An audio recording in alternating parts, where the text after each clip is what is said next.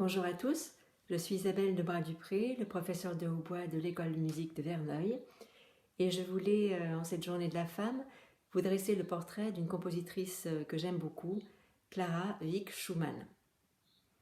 Elle a eu un destin extraordinaire. Clara Schumann est une enfant prodige. Son premier professeur est son père, en fait, qui la met au piano très tôt, et elle se produit en concert dès l'âge de 6 ans, faisant la première partie de pianistes connus de l'époque. Elle commence assez rapidement aussi à composer.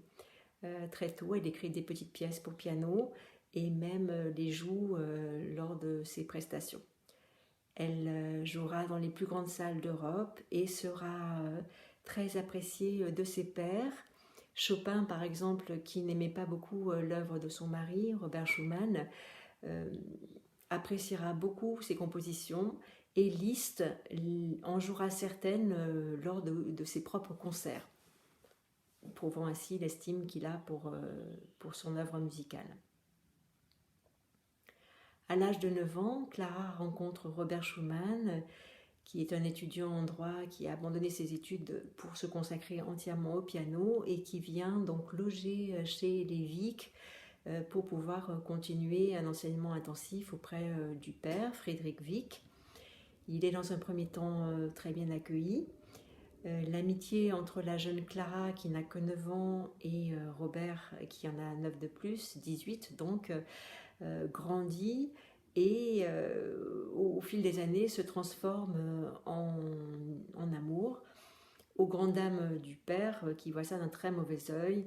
Il ira même jusqu'à intenter une action en justice pour empêcher Robert et Clara de se marier. Il accusera Robert Schumann d'ivrognerie. L'affaire ira très très loin puisque elle sera portée devant les tribunaux et certains musiciens connus de l'époque, comme Félix Mendelssohn, prendront parti pour le jeune musicien. L'union est enfin consacrée en 1840, à l'âge de 21 ans pour Clara, qui est l'âge légal pour se marier à l'époque, et commence alors une deuxième vie pour elle. Elle devient la maîtresse de maison et progressivement la mère de 8 enfants.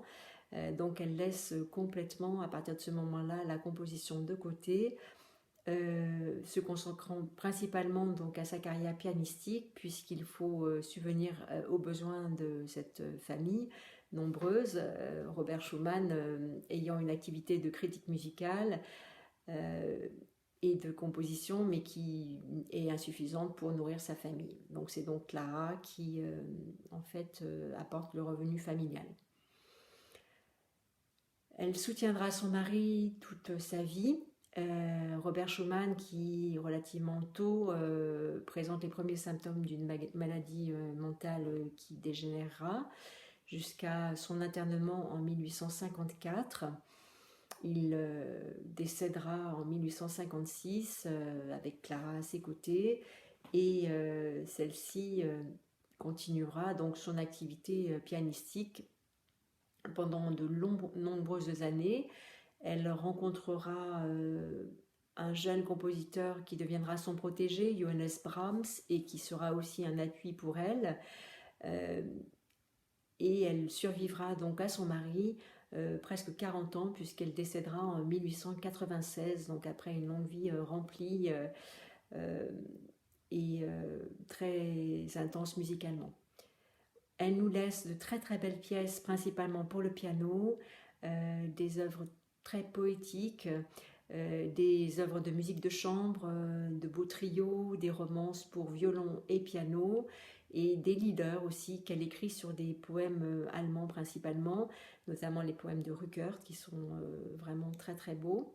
Et nous aurons le plaisir, Aude Vasseur et moi, d'interpréter la deuxième romance pour violon et piano, mais qui a été transposée pour le hautbois, lors du concert des professeurs le 23 mai prochain. Voilà, j'espère que vous aurez eu du plaisir à découvrir cette compositrice et je vous souhaite une excellente journée de la femme. À très bientôt.